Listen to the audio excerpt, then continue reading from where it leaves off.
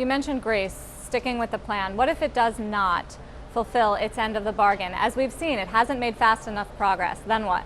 I'm not going to speculate about what if not. We are working for Greece to comply with its commitments.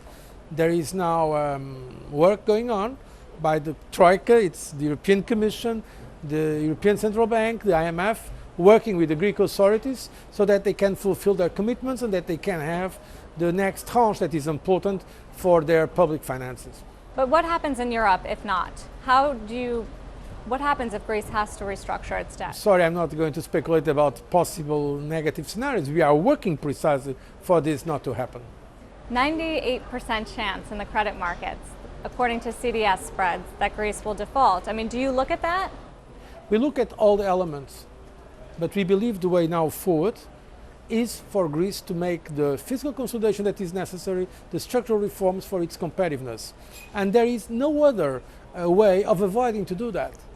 And so I think we should focus now on what is important for the future of Greece. But whatever may happen, it is necessary to reduce the structural deficit.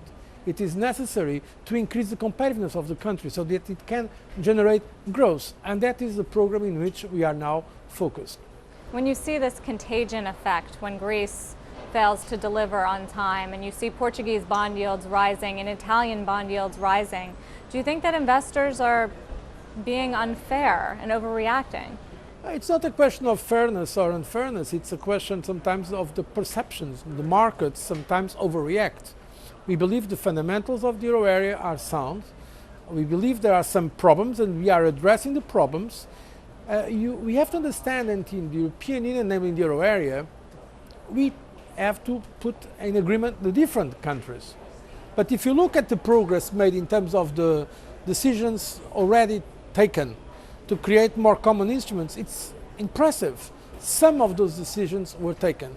I also personally will prefer governments and parliaments to be as quick as the markets.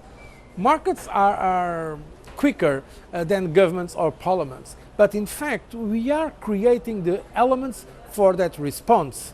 And I believe we will do it. We are not being complacent with the difficulties. We know the difficulties. We know very well the difficulties. But I believe that we have the instruments and the political will to face those difficulties.